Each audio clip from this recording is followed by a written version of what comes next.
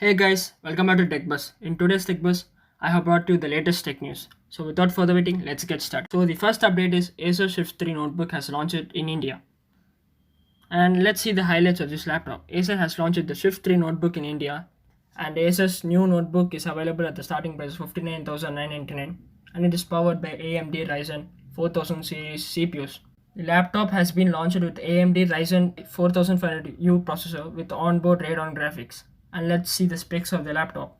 The laptop sports a narrow bezel display and offers 82.73% screen to body ratio with 14 inches full HD IPS display fitted inside a 15.9 mm thin chassis and weighs 1.2 kgs. It also includes up to 4 lanes of 1 TB third generation PCL capable of 8 GB BS per transfer, NVMe storage and 16 GB LPDR4X RAM. There is dual band Intel Wi-Fi 6 for improved wireless experience. It is promised that it delivers up to 11 hours of battery life, and it offers fast charging capabilities like 30 minutes of charging gives you a 4 hours of battery life. And the laptop is equipped with the Windows 10 Microsoft Office 2019 DTS audio featuring optimized bass response and the micro speaker distortion prevention of improved sound experience. The laptop supports Windows through fingerprint ADS, and it has a new feature which is the WOV, which is Wake on Voice feature, which enables you to activate Windows 10 just with your voice, and it allows interaction with Cortana while the device is in modern standby mode.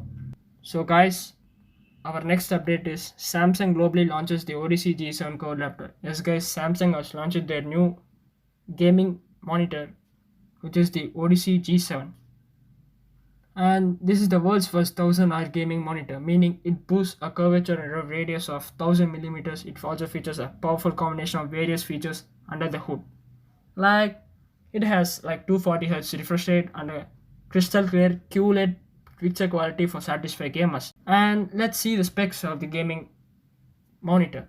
It has the 27 as well as the 32-inch G7 delivers a fantastic 240Hz refresh rate and 1 ms response time and deep 1000-hour curvature, giving games an edge.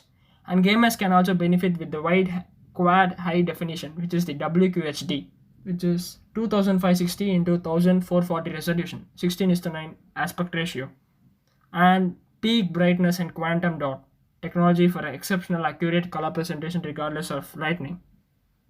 And the Samsung latest gaming monitor G7 supports the NVIDIA G-Sync compatibility and adaptability sync on DP 1.4, offering players exceptional dynamic and seamless gameplay during any scenario. So guys, the next update is Vivo has launched their new flagship sequel, which is the X50, X50 Pro and as well as X50 Pro Plus. So let's see the specs of this flagship smartphones.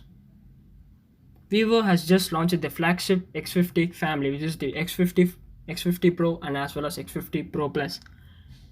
The X50 Pro Plus is the first phone to pack Samsung's brand new 50 megapixel ISO cell GN1 1x1.3 sensor. It is the first to combine the ISO cell and Teracell. It can do 12.5 megapixel stills in a blended mode with huge 2.4 pixels.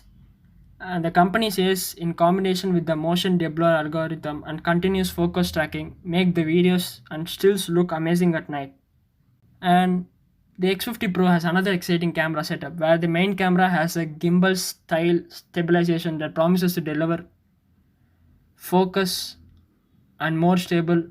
It also packs slightly less impressive 48 megapixel sensor, the Sony IMX598, but offers a faster f1.6 aperture, the gimbal system that extends the rotation angle and anti-shake area significantly compared to the standard image stabilization or the OIS. Beyond the photography, we are looking at the 6.56 OLED display with a Snapdragon 865 chipset. The Pro Plus runs FunTouch OS 10.5 on top of Android 10, and it packs a periscopic zoom camera up to 60x hybrid zoom called the Hyper Zoom, and the camera itself has an 8 megapixel sensor with aperture of 3.0, around 5x optical magnification zoom.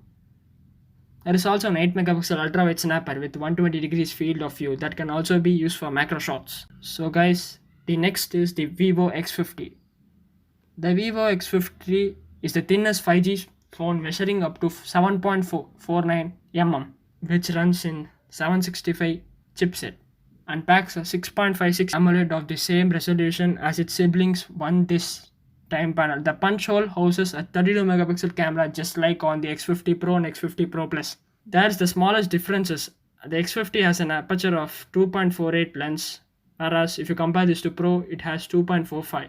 And the pricing and availability. The Vanilla V X50 is available in 8GB as well as 128GB versions, which is approximately $490, and 8GB as well as 256GB version, which is approximately $550. Its sales began on June 6. Available colors are black, pink, and blue. The Vivo X50 Pro is offered in black and blue with the same two memory variants, with the 128GB and 8GB RAM with 256GB, two variants costing around $600, and the higher variant is costing $660. Let's look into the price of the X50 Pro Plus, which is the top higher end in the sequel, and it has an additional variant which is the 12GB RAM as well as 256GB storage, selling at $840, while the 128GB and 256GB will set back you at $700, and the lower version comes at $680. So guys, the next update is Google postpones Android 11 online event. Yes guys, Google has postponed their Android 11 beta version event. Back in March, Google announced that it will cancel its annual physical event. The company was expected to reveal the Android 11 as well as the possibility Google Pixel 4a during the event. An online event was planned for June 3 to replace it, but it looks it even gets postponed. The company made the announcement via its Android developers Twitter account, but the tweet didn't provide any new things. Like from the features found in the developer preview version through, we have a rough idea to expect Android 11. Some of the features previously reported include 5G metering with one-time app permissions as well as Bluetooth and airplane mode interactions. So guys, let's move on to the next update is Poco X2, a smartphone with a 120Hz refresh rate in the price of 20,000 segment, has hiked its price once again. Nowadays, you can see that Xiaomi has hiking its prices for the Redmi series. Now it's hiked for Poco series also. The Poco X2 launched as the brand's second smartphone in February 2020, almost 1.5 years from the launch of Poco F1. It is rebranded as K34G. And now after 4 months, Poco became an independent brand ahead of announcement of Poco X2. And the handset comes in 3 storage configurations like 6GB plus 64GB, 6GB plus 128, 8GB plus 256GB. They debuted at the price of $15,999, $16,999 as well as $19,999.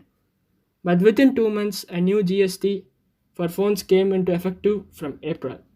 This led to the brand increase the price to variants by 1,000 rupees. So they are available from $16,999 as well as $17,999 and $20,999 up to May 30.